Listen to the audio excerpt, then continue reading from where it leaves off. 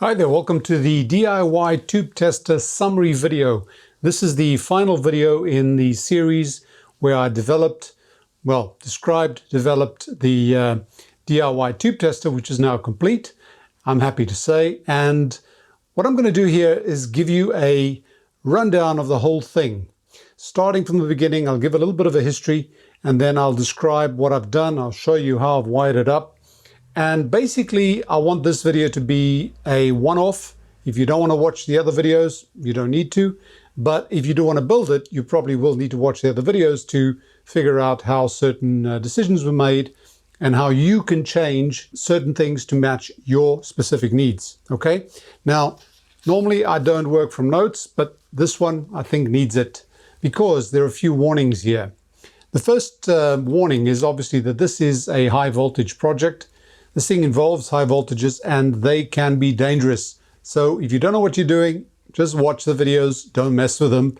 Next thing is, the way this is designed is, it was designed for my needs. My needs were to test a fairly small range of tubes, the ones I need for my particular types of radios that I install, mostly German tube radios. But the point is that this can be for any tube that you want, provided you can wire the sockets in a way that suits your needs. So again, some knowledge of what you're doing is required. I will not be able to sort of help you with many more details than what I'm going to provide here and in a Google Drive directory where all the information will be stored. I need you to please understand that this is my hobby. This was basically a challenge. I cannot dedicate too much time to specific questions that may come up. You can't do this if you're an absolute beginner. I really would not advise it. Okay, if you have some knowledge, you know more or less what you're doing, you'll be able to get there. Okay, one of the main requirements is power. Now, I had the initial idea of using a little high voltage module, low voltage to high voltage module, a converter to give me about 300 volts. I subsequently changed to a transformer. The reason I changed to a transformer is my logic was, if you do radio restorations or if you work with tube gear, you probably have an old transformer sitting somewhere, one that'll give you about 200 volts, 220 volts output, and also a heater voltage, which you will need. So the point is, the schematic calls for about 220 volts AC coming in, a heater voltage coming in. You can provide that any way you like. You can use two separate transformers. You can use any system you like. I'm not being too specific. The one I used was an old transformer from a parts set.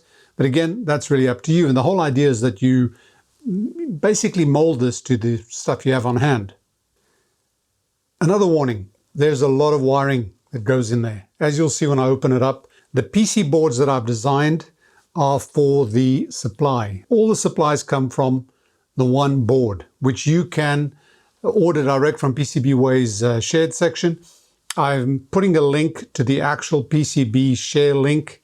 I'm putting that in the information files that I'm providing on Google Drive, so you can just go there and order them. But there's a lot of wiring that goes on. And the other thing is, there's a lot of metering that goes on, metering. There are 4 meters here, as you can see, 1, 2, 3, 4. So those meters, the ones I've chosen, are from a specific supplier in Germany. I'm not sponsored by them. I just love this product. And you can adjust them. You can program them. You set them for whatever ranges you want. And this allowed me, and they measure voltage or current. So this allowed me to get different ranges, and also allowed me to make the ammeter for the anode current, which is going to be your main indicator, adjustable. So I can get different resolution. But again, a lot of the wiring that goes in there has got to do with the meters. So really that depends on what system you use. If you use analog meters, you won't have any of some of the power requirements that I had to deal with, which you'll see if you look back at the videos I've done. So again, that sort of thing is really up to you. The one thing I really like about the system is I've used a very, what I think is a good way of selecting the signals, or directing the signals, the supplies, the voltages and everything else to the specific pins of the tube.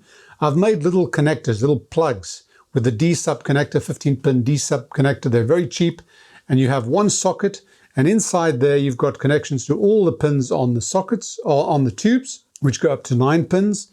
And you then have the different voltages also arrive there. And internally, you choose where you want things to go. You'll understand that if you look at the previous video. And that allows you to choose a particular plug it in there, and you can't go wrong. You don't have to switch between, you'd need about 9 switches if you really wanted to do it properly. The tube tester that started this whole thing is the Funke W19. And the reason that started is because they have these cards for every tube, certain conditions for testing and what current you should get on the anode, for example. And those cards are available. I've also made links to those cards available in the information package. There's actually one file there which is PDF searchable, which means you can just put in your tube number and it'll give you the conditions. But using those conditions, you can test any tube. It tells you exactly what to look for. So I went after that. And the method of switching that I chose was mine. You can actually have flying leads where you've got B+. Where does this go? Okay, that goes to pin 1. Plug it in. B2+, the screen voltage, where does that go? Oh, that goes there. Boom. The problem with that is you've got voltages flying around. And in this method, you don't. There's less chance of getting shocked. The other thing is there's an option of what maximum voltage you can get. Now, on these tubes that I test, the maximum voltage I'm going to need is about 250 volts, okay? That is not to do the testing under the Funke card conditions, which are normally lower. That's to test the tubes at operating conditions, which you can actually do. So on the card, it'll tell you what the test conditions are, and it'll tell you what the standard operating conditions are, the typical operating conditions. And I like to test it under that as well. Most of these tubes won't go over 250 volts. If you wanted to go up to, say, to 350, you can do that. And I'll tell you how you can do that when I get to that section of the schematic. So that's a lot of talking, but I think it's important because the more I explain here, the less or the fewer doubts you will have if you decide to embark on this project. As I said at the beginning, I cannot really dedicate a lot of time to helping you specifically with your problems. I will answer questions. The comment section is open for anybody to ask questions and anybody to answer them. I generally answer every comment, but sometimes, if someone jumps in and can help somebody else out, I really would welcome that, because this is a community. It's not just you and me, it's everybody involved. And the more people that can help, the better, okay? So before I bore you to death, if I haven't already, I'm going to go into a short history of how this project developed, the previous videos. If you want to skip that and you want to jump straight to where I open this up and show you how it works, show you how it's wired up, and then test it, then skip to this place here, this timestamp here, okay? And for those who want to know how this started and what you can go back and see, stick around for a little while longer, and then we'll get to the actual nitty-gritty of opening this up, showing you how everything is wired up, and give you some testing and demonstrations. Enjoy! The idea for this project started off when I wanted to test a particular tube that I wasn't sure was working or not. It was an EC or EL41. It was a power tube, very similar to the EL84. I didn't have a tube tester.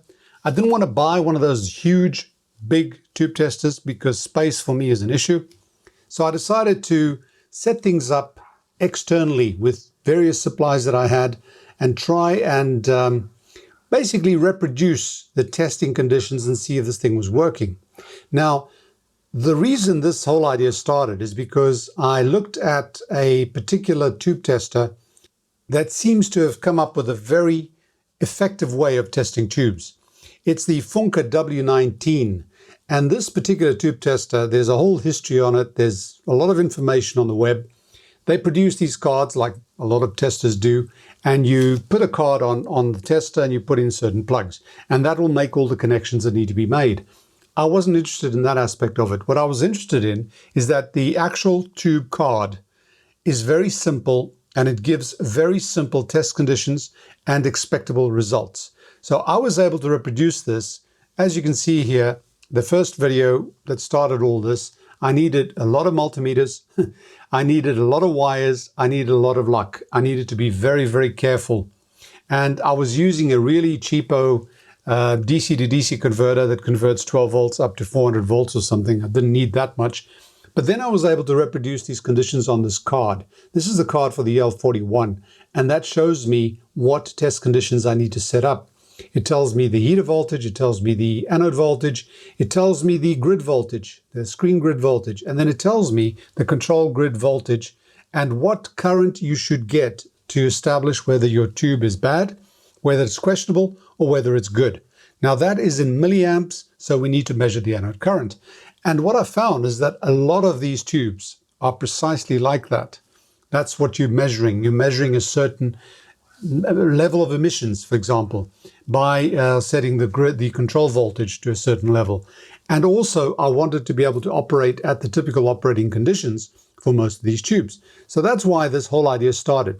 And it actually ended up being built on a bit of board. And everything is very precariously wired together, but it all works.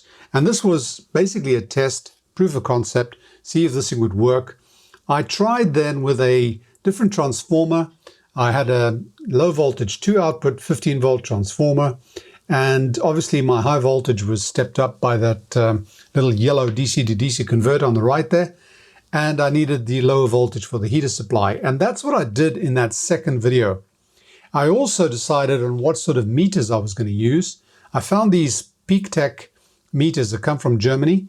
And these are great because you can program them, depending on which resistors you put in. You can set it up for 200 microvolts, 2 volts, 20 volts, 200 volts, or 500 volts. I think that's it. And also you can program them to measure current, as low as 200 microamps, as high as 2 amps. And that seemed to suit my needs perfectly. So that's what I was going to use.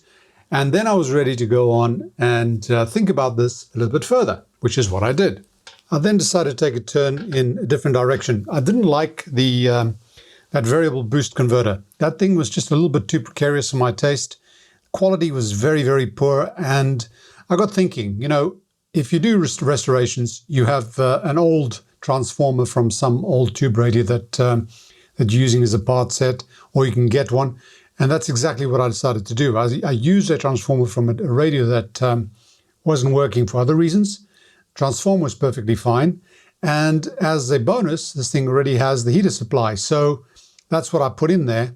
The result of that was a schematic that I presented at that point. I think it was video number 3, where we end up with a negative supply as well as the 2 B pluses adjustable independently. Sort of independently. For the negative supply, because my transformer doesn't have a center tap, I used a capacitive coupled negative voltage supply. The Valve Wizard website gives a very good description on how that works. And I shamelessly plagiarized one of his ideas and ended up with a negative voltage supply, which is actually adjustable. You can make it more negative, less negative. The point is that at that point I had the 2 B pluses, I had the heater supply, and I also had an adjustable negative bias supply, which seemed to be working quite well on that fancy breadboard of mine. And at that point, things seemed to be more or less complete, so a final schematic was in order. I say final with reservations, but I had the whole thing designed, and I also had a PCB designed. Made that as compact as possible, but with all the functionality in it, ordered it, and when it arrived, it was time to build up the first prototype. And the boards came out very, very well. The design actually worked out a lot better than I expected. It's compact, it's clean, and everything seemed to work and fit where it was supposed to. Testing the B pluses and the B plus, B1 plus and B2 plus gave me the results I expected. They worked well, so everything was good.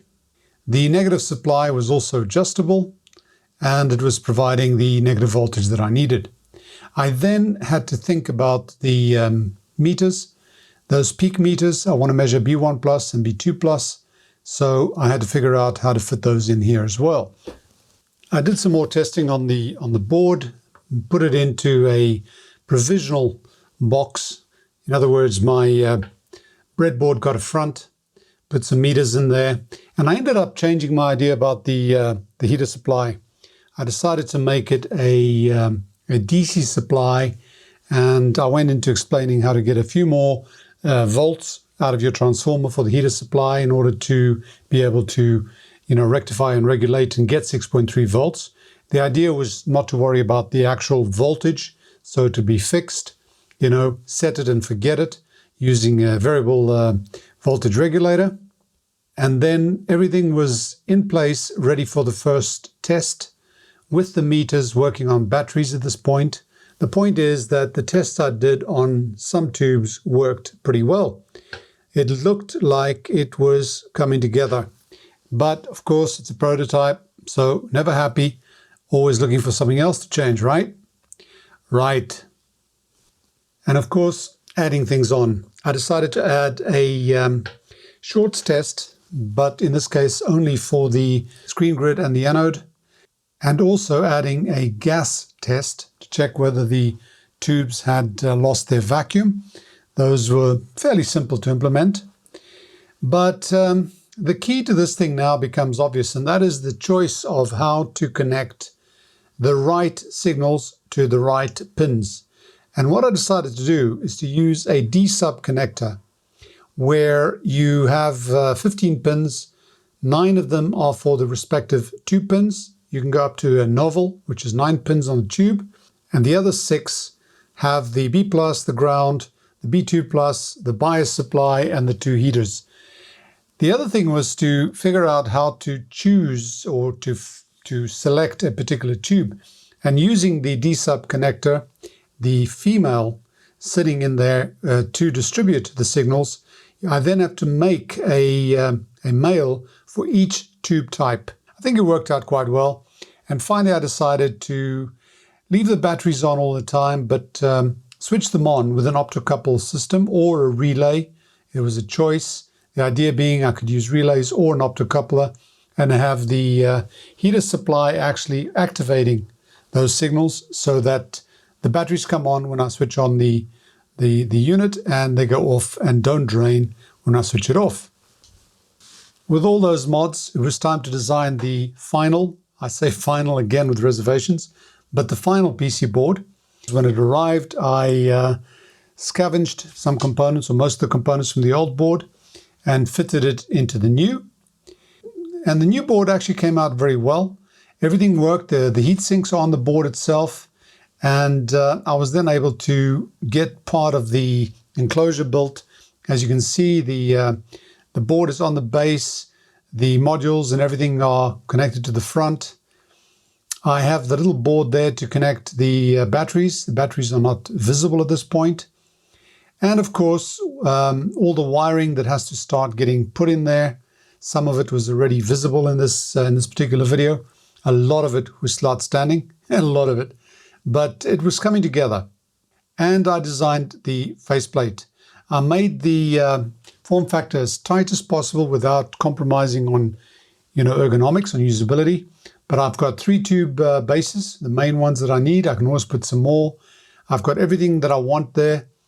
And I actually think it looks pretty good. I think it looks really, really good. And of course, at this point, I was ready to finalize the project by putting everything into the enclosure, closing it up, making some more of these tube selectors, and showing you what the result is, which is what we're going to do next. Okay, folks, enough history. Here's the result. Time to give you a in-depth and close-up look at what's inside this thing. Now, I did notice a little error. When we see the gas test button with the label on top, I guess this label should have been below, and there should have been a different label here, because this is actually the shorts test when you push it up, okay? The way it's labeled here sort of looks like you would push it here and this would light up. That's not the case. The way the gas test works is when you've got this thing passing anode current, you push the gas test and check whether the anode current changes much. That's just a minor detail, but it's something I noticed. Now the enclosure is complete, but it's not absolutely tied down. I've made this enclosure out of MDF. It cuts very well. It's very easy to finish, but I've left it, or am leaving it like this on purpose. All these sides can come out independently. I can remove the front, the side, the top, the back, just remove a few screws here and put them back if necessary, obviously, because I am not absolutely certain that this is the final version. As I mentioned, I might be adding things on, I might be changing stuff. I might find that some things don't work the way I wanted. So I've made it accessible, and only when this is absolutely final, which maybe never, I'll finish the enclosure. You see there's a little miscalculation on size there, or actually it's where the screws went, how the screws went in. But this thing sands down very, very easily. It's MDF after all. And I've also done the suggested bit, which was to put the socket on the side here. This labeling is temporary. When I have this finalized, I will have some sort of more, professional labeling of that. But we can see it. We've got pin 1. The top row is pin 1 to 8. Pin 9 is this one down here. And then we've got B1 plus, ground, B2 plus, the bias voltage, heater minus and heater plus. That's just the way it's going to stay for now. But this is what I need to remember when I wire up my little plugs. Okay, they've got to be wired so that they fit like that. And then, of course, I've got the mains input on here. It's got a built-in fuse. I've put a 200 milliamp fuse in there. That should be more than enough for this. But if the fuse blows, I don't have to open it up. I just take that little cover off and replace the fuse. So that's good. All good so far. And since we talked about those plugs, I came up with the idea of putting the requirements on here. So this, for example, is the ECH81. The heptode is over here. So it would go in like this. And this would then be visible at the top. And what I've got here are the conditions. The ones in bold at the top are the test conditions according to the Funker card. So UA, or the B1 plus, is 200 volts. The screen voltage is 60 volts. Adjustment of the control grid from 0 to -2, and I expect to get 2.5 is when it starts going into the question mark. 3.8, above 3.8, it's good. So that'll give me that indication without me having to search for the card. Now the one below here is the typical operating conditions. I know that if I put it at 250 and 100 volts and -2 volts on the control grid, I should get 3.25 milliamps, and I should have an S of 0.775 milliamps per volt. That's all I need to know, and I can test the whole tube without picking up anything else. Then if I want to test the triode, I do this. I flip it around, and I've got the ECH81 triode label there, and I've got exactly the same things on here. That was my first idea, and then I decided to do it slightly different, or differently. And that is, I decided to leave these things tied up together. Because it's on the side, I can fit any of them on here. I will be making them all vertical. I will have the labeling here, and I'm having these little labels made where all this information is going to go at the back here. Okay, so I will have the particular test that I'm doing on here, on this side. They'll all be on the same side. And I will have all the test information on here. It's small, but it fits. I've tested. I've got some self-stick transparency, and I can cut strips and sort of stick it all the way across. It'll work well. And I can then just, move this up and down. The other thing is, this thing will make it more rigid, less likely that one of these will disappear. And also, what I've done is I've put a neodymium magnet stuck in there. You see that there? Inside there, there's one in there, and there's one in there, and then all I do is I can do that. And I can fit quite a few. I can have, as many as I want. So at the moment, I'm having more of these printed so that I can put all these guys in those strips and not have them flying around. But for now, this is what I'm stuck with. So I like it. I like this solution. It'll be less messy, less likely to get lost. Okay, that is about all we can see from the outside. So what I'm going to do now is remove the pertinent sides that I don't want so that I can show you what's happening in there. It's a shocker. I hope not literally. Just about any repair or adjustment that I want to do, I can probably get away with just removing the top lid. And everything is pretty visible there. But for the purposes of this explanation, I'm going to take off 2 more sides. So here we go. We've now got a good visibility. And you can see what I mean about lots and lots and lots of wire. Let's do this one bit at a time. Our mains comes in here. It comes in there. It goes up to the switch. Comes out of the switch. I'm switching both sides of the mains. We don't have polarized mains here in Portugal, so I never know which one is neutral, which one's live. So both sides of the mains comes out and goes back into the transformer. So that's our main supply. Then I've got the resulting outputs. The high voltage supply, the secondary, and the heater gets connected to the board. Our high voltage comes in here, and our heater supply comes down there.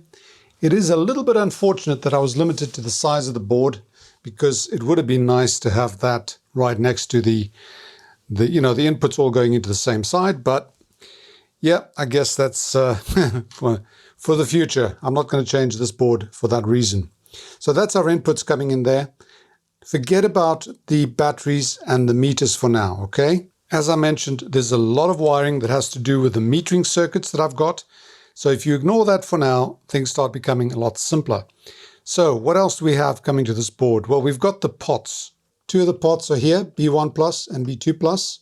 And the bias pot I've wired underneath, because the wires come under the board, is over there. And here we've got the 3 pots. The one that I've got a 10-turn pot on is this one here.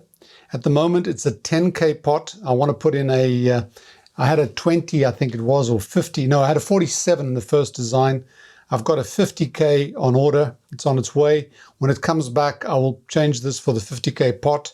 What will happen then is that my actual bias voltage limit, the maximum bias that I can get, will go up, will get higher. And if I don't want that, what I can do is I can reduce the value of that capacitor.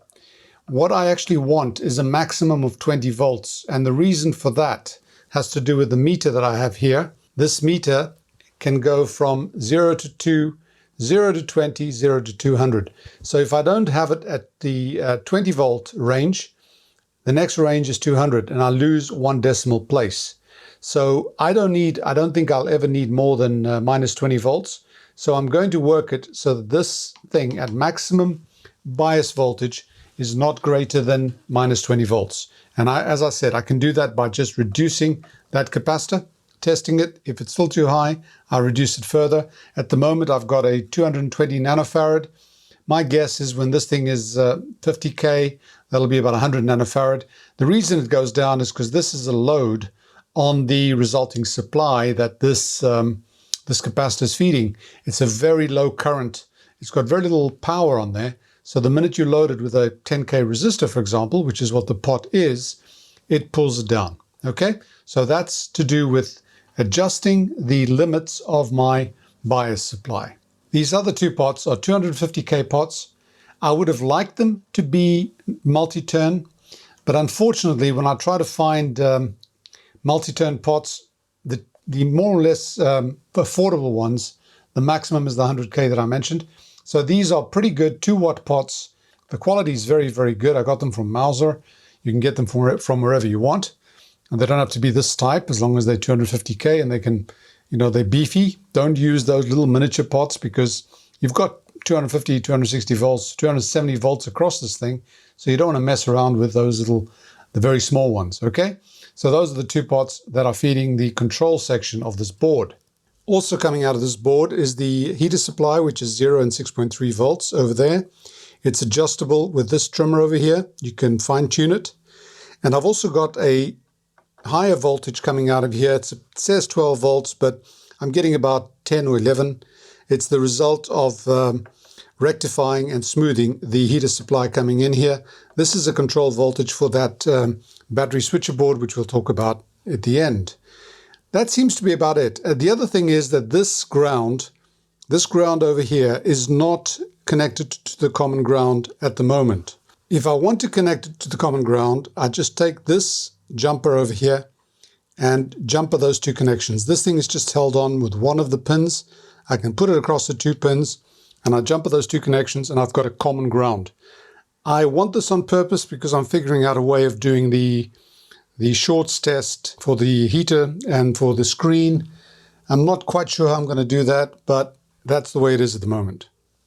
And then the B1 and B2 plus come out of here with ground in the middle.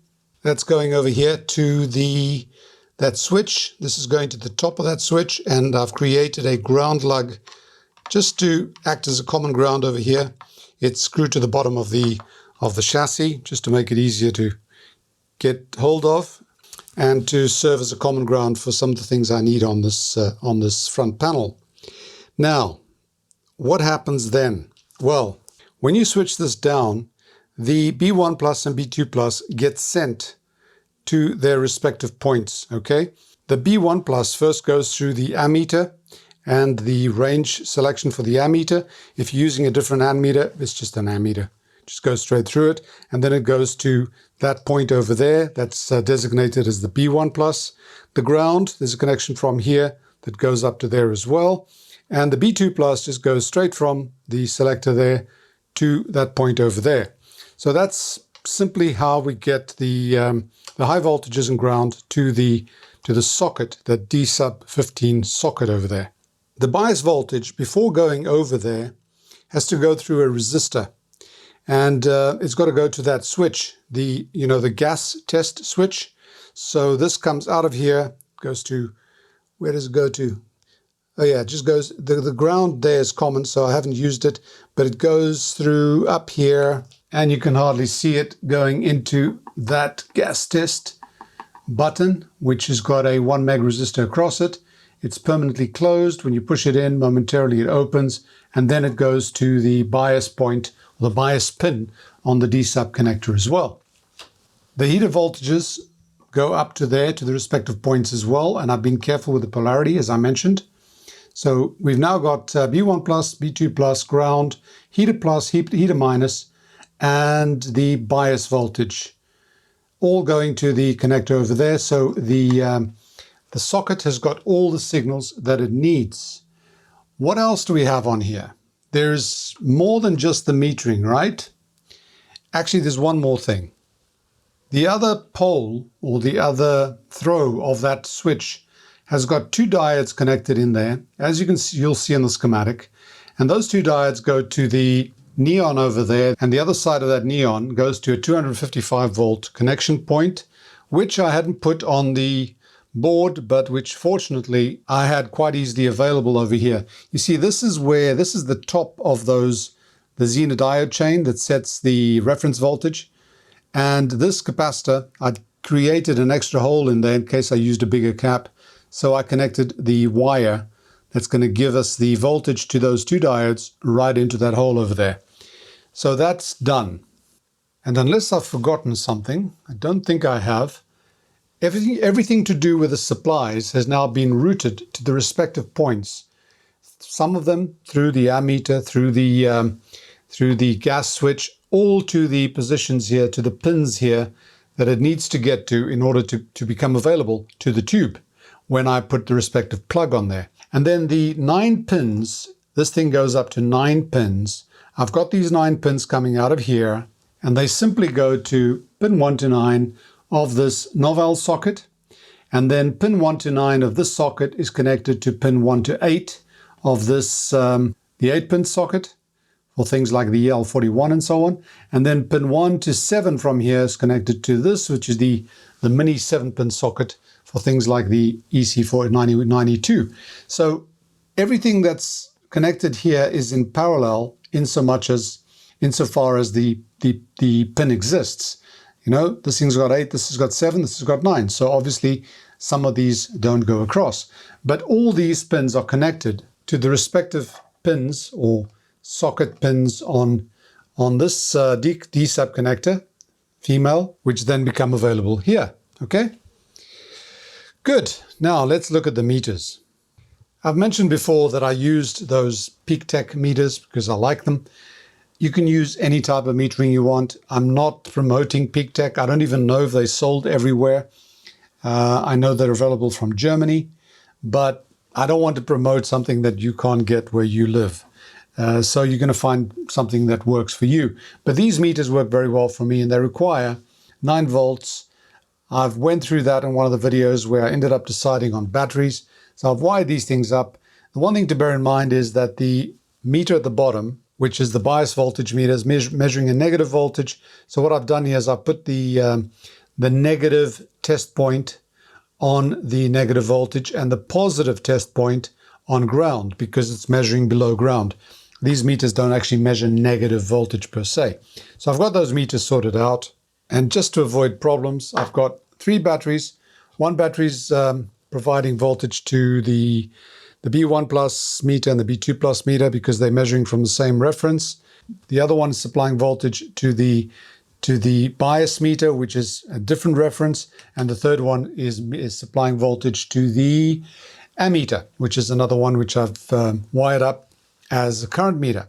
This is one of those little boards where I've used optocouplers, and this thing is fed by the batteries, and it's fed by the control signal coming out. It's a rectified and smoothed heater voltage. So the minute you switch the whole thing on, this thing gets voltage. It feeds the optocouplers through that current limiting resistor. Optocouplers switch on the transistor, and the positive of the battery goes straight through. So the battery comes in here, and this is effectively a switch, and it goes off to the respective meter. Nothing dramatic about that. As I mentioned, these things have got footprints for a one of those small TQ2 relays if you want to use them. It's got space for another one here. You'll notice that these 2 pins are actually shorted because these optocouplers are in series, and if you don't short it, they don't get supplied. But again, this thing is fussy enough without me going into how the metering works, because as some of you have actually mentioned, you prefer different types of meters. I respect that. This is what I like. What I've done to make sure this thing is fairly neat is I've used quite a lot of hot glue to hold wires down. And hot glue takes very well to the MDF, but you can also just rip it off. It comes off fairly easily, but it's tight enough to hold wires down. And everything has been sort of glued in place so that, you know, you don't have wires flying around anywhere. There's enough of them here, but everything that I could wire down or could glue down, I've done so. And I like the result. It's all visible. I can get to everything. And I'm sure you'll agree that if I need to change something, it's fairly easy to do, especially since I can literally remove all the sides, okay? The only one I didn't want to remove is this one because it's got something connected to it, okay? But the back, the top, and this side have nothing to it on purpose so that this whole thing just opens up and becomes very, very accessible. And of course, I've got lots of space in here. I can add more things on here. I've got to, for example, find a way to make sure that these batteries don't move around. There's 200 and something volts on there, 230 volts on there, and this is a metal battery. You don't want that to short. But I've got it stuck down with double-sided tape for now. So yeah, this is a work in progress still. But I must admit, I'm actually quite surprised that it got this far. This was just a little bit of a game.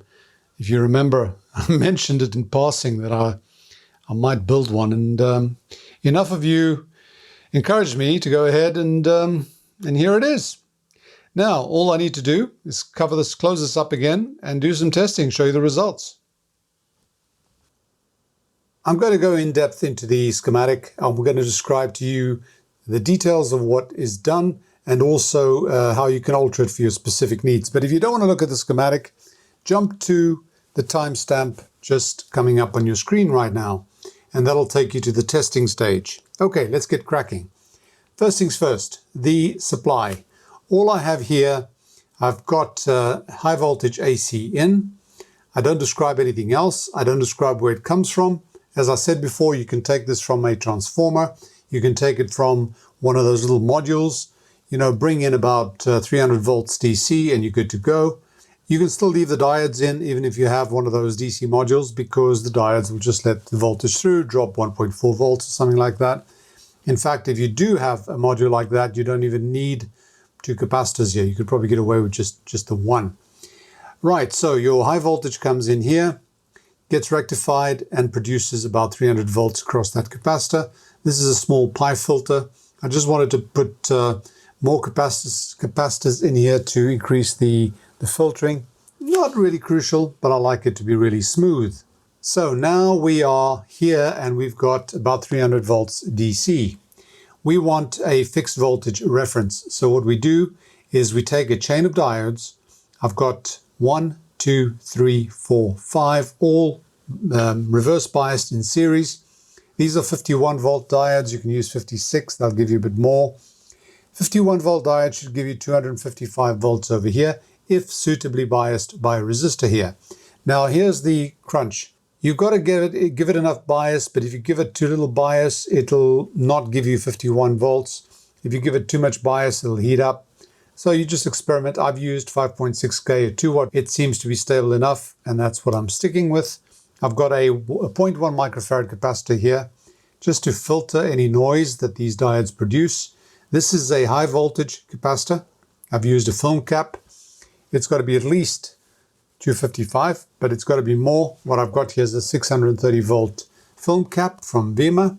So you would have about 255 volts here. In fact, in mine, with the biasing condition, depending on what the input voltage is, this can go up as high as 270, I think, is one of the cases I measured. But 255 nominally, that stays more or less fixed, regardless of what happens to your mains voltage over here, because the diodes should create a fairly stable reference.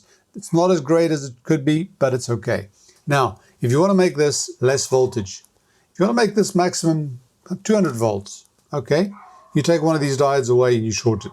Okay, you just make sure that the sum of these diodes, of the Zener diodes that you use in here, gives you whatever voltage you want to be your max. If you want 300 volts, hey, you could use bigger diodes here.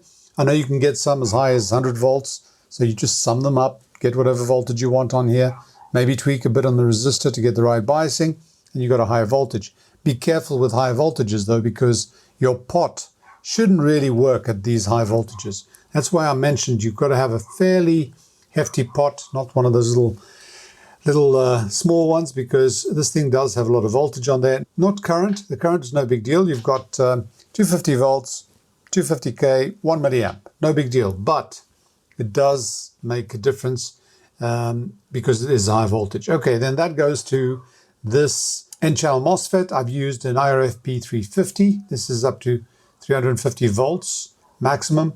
It is more than necessary, but let's say I've got 0 volts on here, because I've turned this all the way down. I'm going to have about 300 volts on here. In retrospect, I probably would have liked to use a 450 volt MOSFET here, but this works fairly well. But this would only come under high voltages when you've got a very low voltage on here, because that'll be 0, for example, and that'll be your full B plus coming in here. So be careful with that. Don't make it much smaller. There's not that much current going through there, at least normally. I mean, you can get as much as about 40, 50 milliamps with a EL84. So you work it out, make sure that you've got this on a proper heat sink, because it can get quite warm. This here is to prevent, if this thing goes down and that's still charged, to prevent the voltage from ever being more than 12 volts across the gate and the source. And this transistor here, which I've fitted in here but haven't actually used, it's on the board, but I haven't put one in. I haven't populated that space. This here is actually a current limit. You got a 10 ohm resistor. You need 0.6 volts. So what is it? 60 milliamps? Is it 60 milliamps? Will create 0.6 volts, and this starts bringing that across and drops the voltage on the.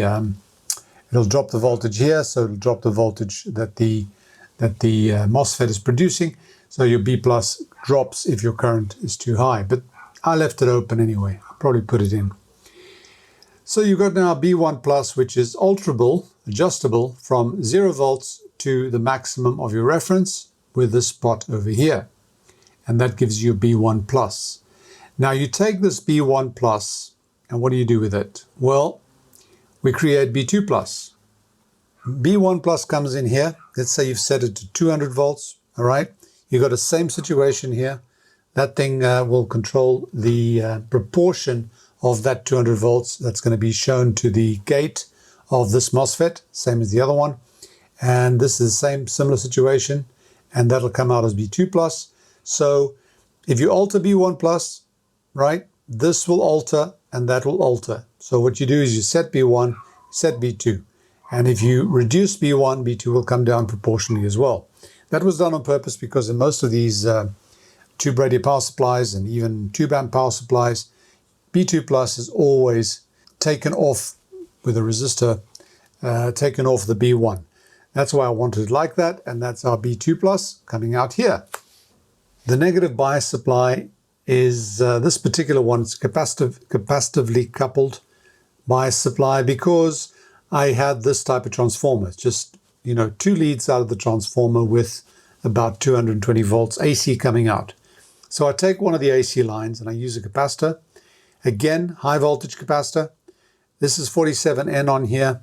I've got 220 on mine, okay, because I've dropped that resistor. I'll explain in a second. But you take one of the AC lines, and what happens is this comes through. It does, it charges this capacitor negatively because the diode is reverse biased. And then this whole system works because it actually uses that, the ground over here. Where is it? Ground. The ground is common. And the current flow actually goes through the this capacitor system over here as well when it charges and discharges. We won't go into those details. The Tube Wizard, valvewizard.com.co.uk, Valve Wizard, it's mentioned in one of the previous videos that I did, describes exactly how this works. The actual maximum bias voltage is negative. It's over here relative to ground. And the maximum is dependent on various things. 1, as I said, the size of this capacitor. 2, the size of this resistor. And 3, the size of this resistor. Okay? If this is dropped, there's more current that's going to flow through.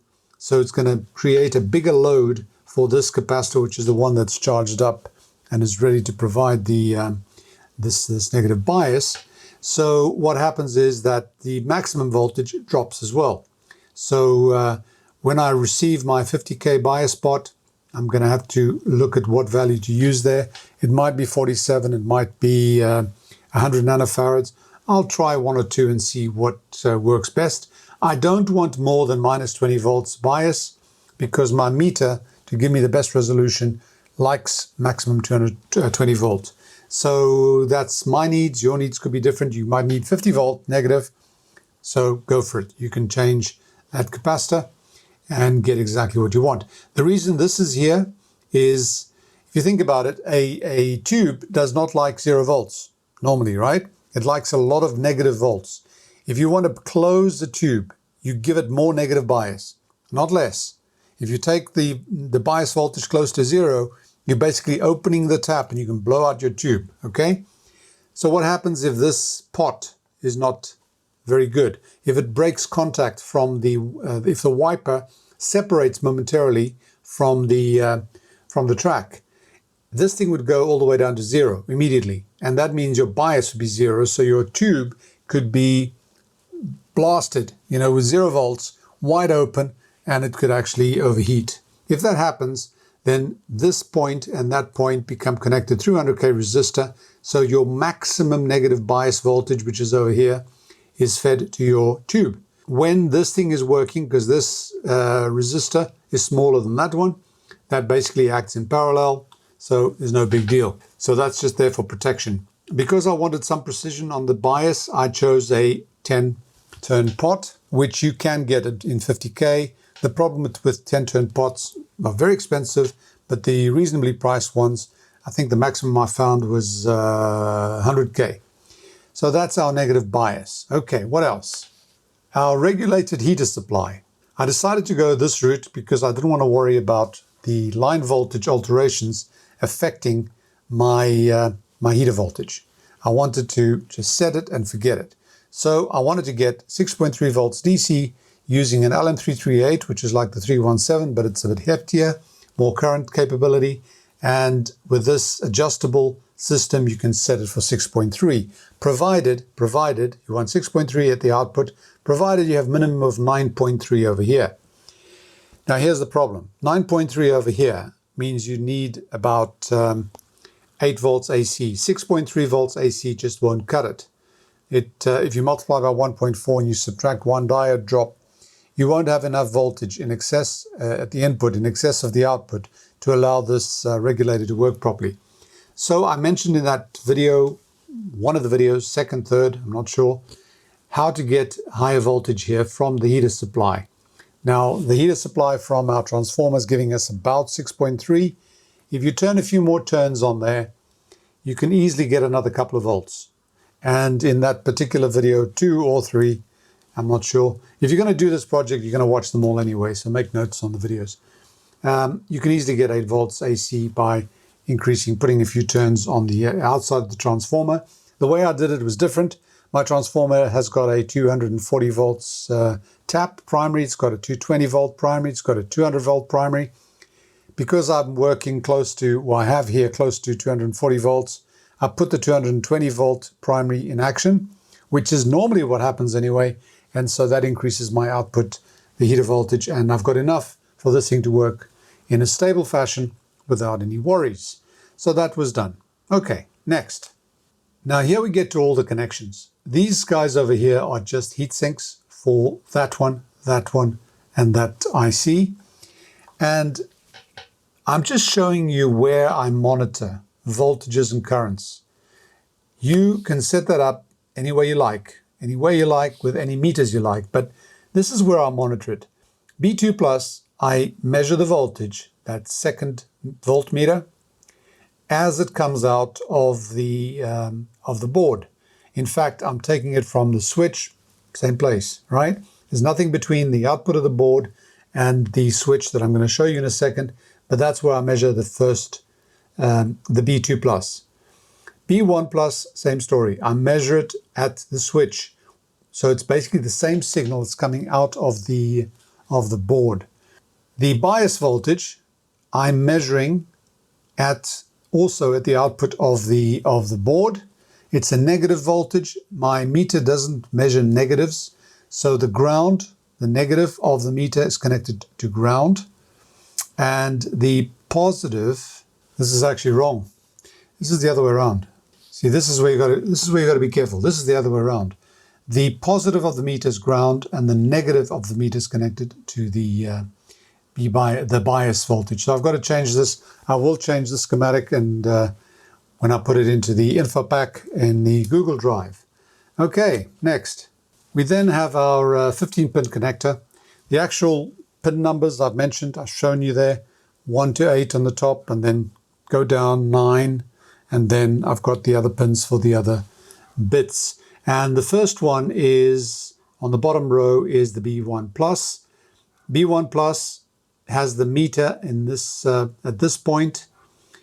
And this meter, the way this works is, what have I done? I've got the switch. I've got a double pole, double throw switch, where in the top position, it's picking up B1 plus and B2 plus. That's sort of the test position, okay? And at that point, B2 plus goes straight to the connector. B1 plus goes straight to the connector through the ammeter. All right. In the middle, it's not connected. Those pins are not connected at all.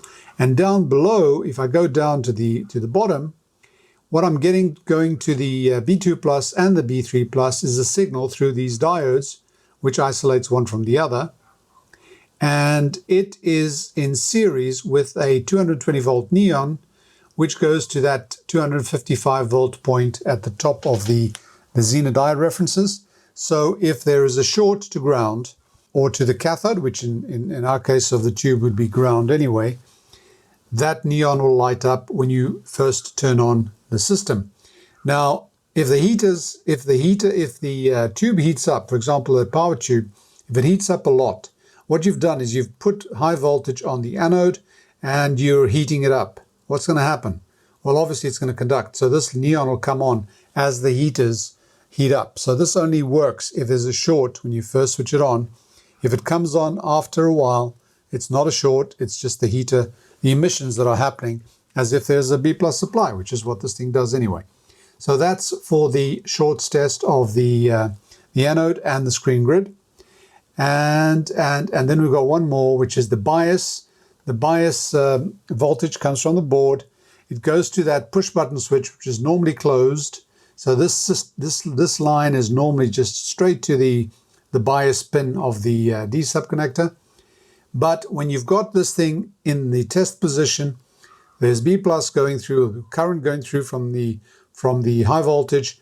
The anode voltage, the anode current can be seen if you set it up, you're seeing some current. If you push that in, if this increases a little bit more than near to nothing, you know that your tube has actually lost some vacuum and it's probably gassy.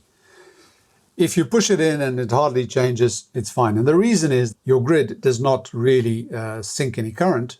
But if it starts sinking, it's because it's gassy. And if it's sinking and you suddenly put a big resistor in place, there's a voltage drop across this resistor, right? Because you've opened this connection. The voltage drop makes that voltage, it's -10. If there's 2 volts drop, it goes to -8. -8 makes the tube conduct more, so your current increases here.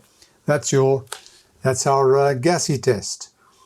And that is our schematic. And as I said, it looks very, very simple and harmless, except for that mistake. But when you start looking at wiring this up, that's where it gets challenging. Okay, enough descriptions. I'm going to show you a few tests with some of the tubes that I've got and some of those, the sockets, the plugs that I've built up, and we'll see how they compare to what they should be. Okay, onwards. And finally, we get to test our first tube. What have I got here? I've got an EL84. It's a brand new JJ EL84. Unused, and I'm going to do the test as I would normally. So I remove the cards from the back. Now this has been labeled as I said I was going to do, and the one I want to do is the EL84. I've got the expected results on here, test results and expected results. What we see is anode voltage B1 is 200, B2 is 100. The grid voltage, you go from -2 all the way to 0. And you should get, for a questionable tube, greater than 18 milliamps, for a good tube, greater than 27, okay? Then down below here, I've got the conditions for the standard operating condition, the typical operating condition tests. I'll leave that for now. So I'm going to plug this into the side, like this. Cool, right? First of all, I want to check if they're shorts, so I'll put that in the shorts position and switch it on. I don't have to worry about these yet because this is not connected to the anodes. It's just in the shorts position. I see no light coming from there. But as the heaters heat up, you can actually see that it's glowing, and that's because it's creating emissions. Okay, back to the off position. And now it's time to set things up. I've got this at very negative, 12 volts negative, which is going to block that tube completely. But I'm going to put this up to 200 volts. That one to 100 volts.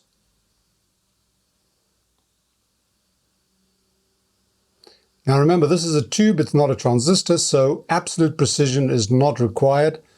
But for the sake of testing, I'm going to be as exact as I can. There we go. Now, we hit that. That's the anode current. And I've got this on the 200 milliamp range because I know that the EL84 is expecting to pass quite a high current, more than 20 milliamps anyway. And I hit that. And now what I need to do is keep my eye on there and start dropping the anode voltage. The control voltage, the bias voltage. At minus 6.6, you start seeing something there.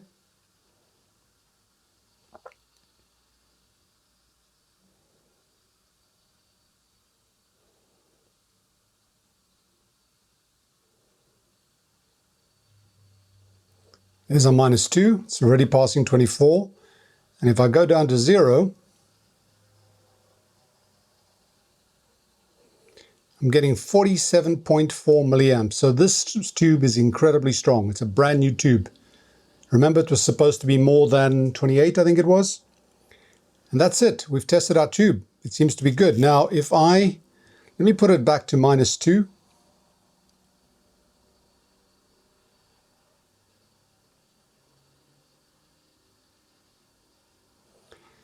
I'm getting 23.7 milliamps. If I push the gas test, very, very small amount of increase. Now there will be some increase because there is actually a grid current. Very few electrons get kicked off and it forms a current. You can actually bias a tube with a huge resistor on the grid to ground because there are electrons flowing through. But it's so small that you can tell this tube is perfectly good as far as the gas is concerned. Now, what else would I like to test on here? Well, as far as I'm concerned, if I was just testing this for a normal tube radio operation, I would say this tube is perfectly fine. What about the transconductance of this tube under these conditions? Can I measure that? Well, let's try that. Transconductance is milliamps per volt. How many milliamps per volt? Now, if I take a note of the current at -2 volts, which is 23.6 milliamps at -2 volts, and I go down to -1,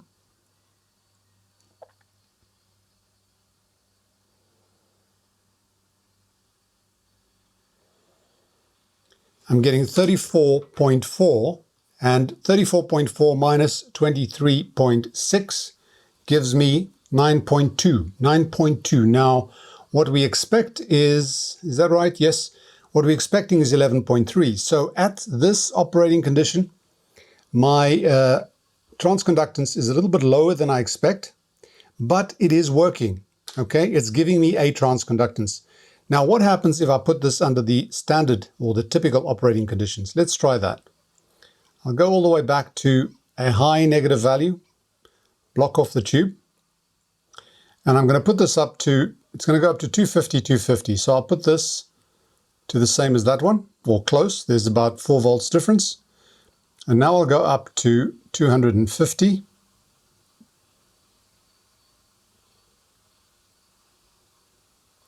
And they tell us that at 250, with a grid bias voltage of 7.3, I expect 48 milliamps. So let's see what happens if I take this to -3, -7.3.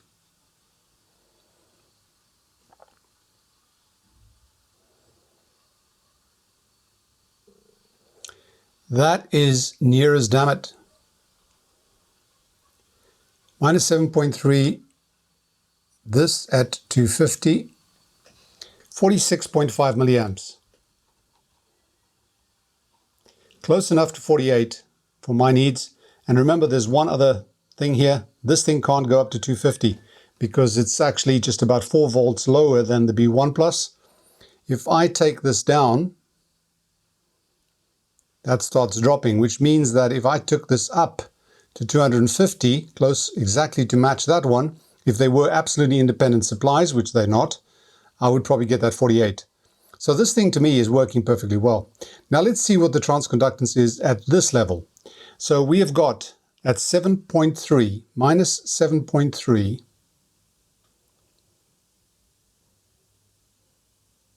we've got 45.5. This thing has dropped a bit.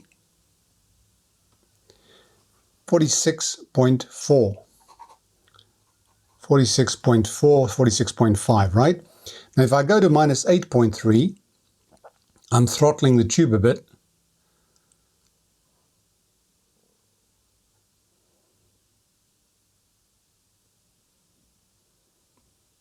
$36, call it 36 or 35.9.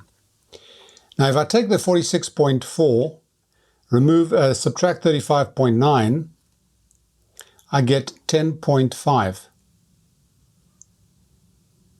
Now that is very, very close to the 11.3 they tell us to expect. So that actually seems to work pretty well at the typical operating condition. And that's how EL84 tested. Didn't expect anything else because this is a new tube. But what happens if we put an old tube on here? Let me show you. Switch that off.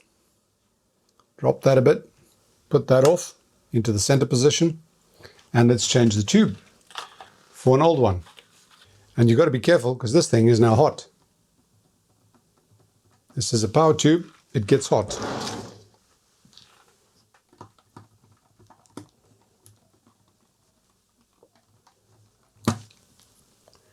Put that one aside where it won't roll off the desk.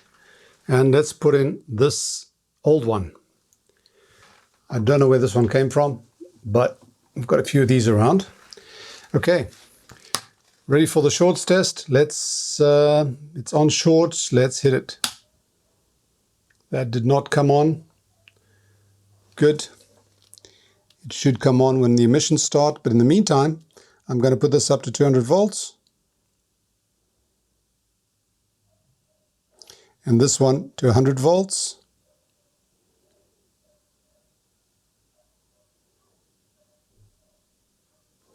Okay. Put that guy in the middle and get ready to hit it. Now we're going to go down to -2 first, see what's happening.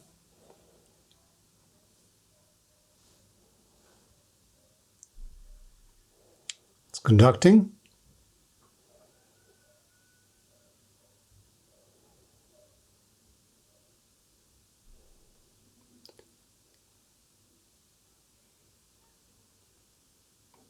There's our -2, and I'll just make a note of that. 18, 19 milliamps. If I go to -1,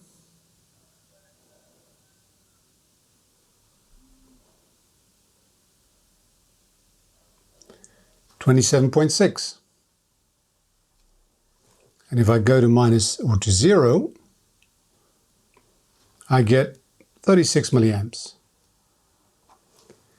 36.1. Now, a lot weaker than the other one that we've just tested because this is a tired tube. But if you remember, or if you see the conditions for this, for it to be good, it's supposed to be more than 27. It's 37, which is great, which is tells me this tube is fine. And what can we tell about the transconductance at this level? Actually, I prefer to do it at -1. I don't want to do it at the maximum. So at -1, we had 27.6, was it? Tubes heated up a bit more, 28.6. And at -2,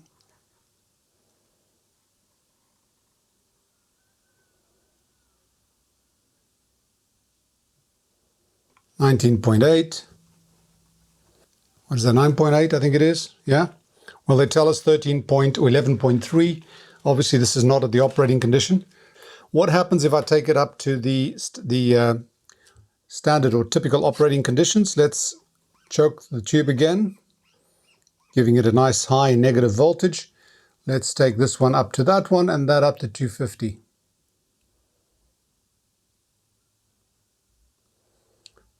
Again, that won't go as high, but at -7.3, I wanted, what is that, 48? I'm not going to get it because it's not as strong as the previous one. So at -7.3, I'm at 27.8, lower than the other one, okay? At, call it 28, -7.3. Let's go to -8.3.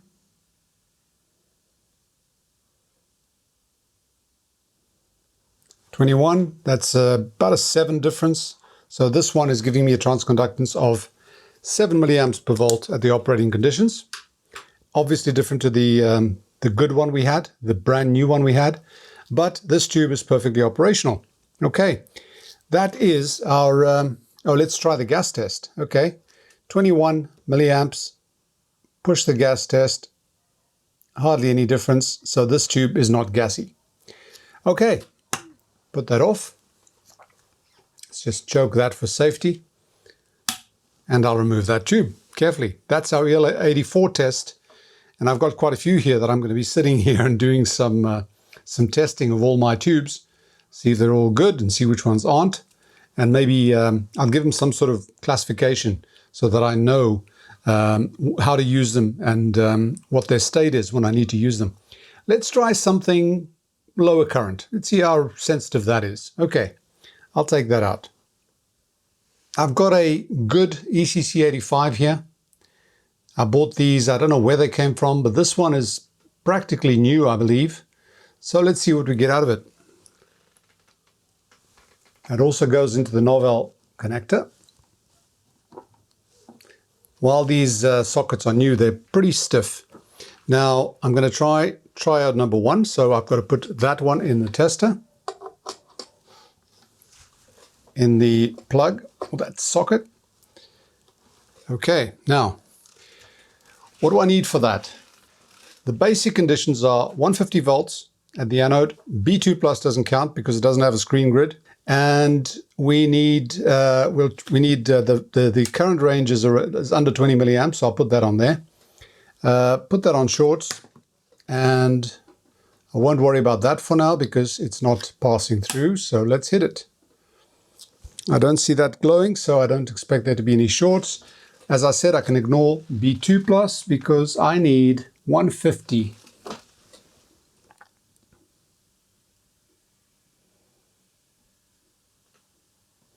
There's 150, and now I can put it through. It's now going through, but it's choked off because it's minus 12 volts. Let's try bring this down.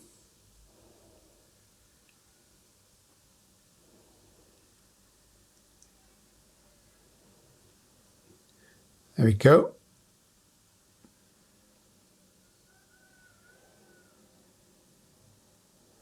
(2.5 milliamps at -2, and at 0 it's, whoa, this is a strong tube, 13 milliamps. 13 milliamps. Now, according to the data, I need greater than 5.3 takes it into the question mark, greater than 8 milliamps takes it into the good. So this thing is very good. Okay, let's try it at the typical operating conditions. And for that, I'm going to choke it again. And for that, that is 250.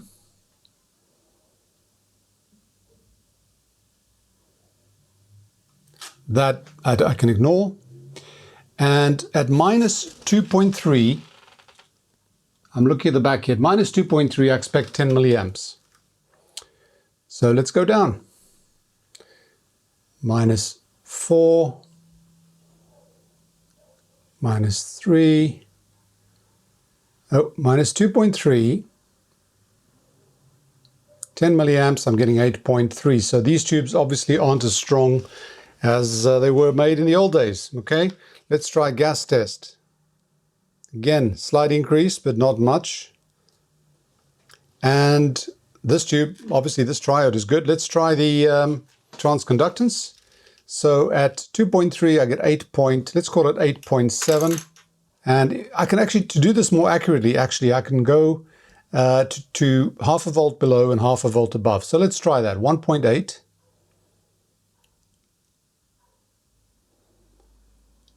At 1.8, I've got 11.4. And if I go to 2.3 is the middle, so 2.8 is 6.4. So what I have here is, what is that, 5 milliamps per volt. And what they tell me to expect is 6 milliamps per volt. Not bad, pretty close, pretty close. What about the mu? What am I going to get if I try the mu? Well, at 6 or let's call it a 2.8, I'll do the mu at 2.3 and there. At 2.8, I've got 6.3, 6.4. 2.8, I've got 6.4 milliamps, okay? Now if I go down to 1.8, 1 volt, and I start dropping that, the B plus, till I get 6.4, which I've gone past, I'm at 194, 195. Now that means that I needed to drop from 250 to 194, call it 56. I needed to drop 56 volts to stabilize the current, the constant current, for a 1 volt difference. So by my calculations, it's 55, and the mu they tell us to expect is 57. Talk about close. So they tell us to expect 57, I'm getting 55. Hey, I'm happy. I'm really happy. Let me choke this guy off. I don't like playing with this at the high currents. I'm not even sure what the maximum power dissipation is on here. Certainly don't want to exceed it. But you see what I mean. I was able to check the emissions of the tube. I was able to check the transconductance of approximate to what I expected. I got the results that were approximate to what I expected. Admittedly, not exact, but I bet you whatever you like, if you got 5 tube testers at home and you try and test the transconductance and the mu of the same tube on those 5 or 6 testers, they'll probably all give you different values. So what I want is more an indication of condition rather than absolute exact values. I'm not selling these tubes. I'm not telling anybody what mu or what S I'm getting. This is just to inform me that the tube is either fine, weak, or bad. And as far as I'm concerned, this thing is doing it. Now, as I said, these labels aren't sticking as well as I expected. As I said, I'm going to be using this and figuring out what changes I want to make. I am absolutely certain that I'll be making changes to this. It's in my nature, right? It's just who I am. But in the meantime, I've got a device that I can use that fits on my shelf, admittedly not under the shelf, which I would have loved, but it fits on the shelf. It's light. It's practical. These things make a lot of sense to me. There we go. Just clipped it on the back. Forget about it. And it just has the socket on the side, which again was another reason I wanted on the side, because now I pick this up, it doesn't weigh a ton, and I put it on the shelf after I take the tube out. Yeah, this one you can take out with your fingers. It's not as hot as the power tubes. And there is the Electronics Old and New DIY tube tester. Prototype becoming sort of complete. And this video has gone on for far too long. I am exhausted from speaking so much. Yes, it does happen to me. I wanted to make this as complete as possible, as I've said, in order to help you to either understand some of the concepts that go into tubes themselves, because you have to sort of understand a bit more about tubes when you start building something like this. And also, if you want to build it yourself, give you an example of how it can be done. It's not impossible. There are some great modern tube testers out there, computer controlled. You know, you plug them in, you get the curves, you get everything. They are fantastic devices. This is by no means better. It's not supposed to be better, but it's mine, and I'm happy with it. As I said, if you want to look at the previous videos, a lot of yakking goes on, but if you want to build it, you probably will have to watch that. And if you want to sort of chip in and comment and ask questions and answer other people's questions, by all means, please feel free to do so. And for now, I'm going to end this video here and start using it. I got a lot of tubes to test. I like talking to you guys, but I got work to do. Okay, once again, I really hope you've enjoyed this series. And I want to thank you all for your inspiration, your comments, and your ideas. And if you've enjoyed it, click like, share, subscribe. And if you want to support the channel directly, you can do so on Patreon and PayPal. Links are in the description below. Thanks for watching. Bye for now and stay safe.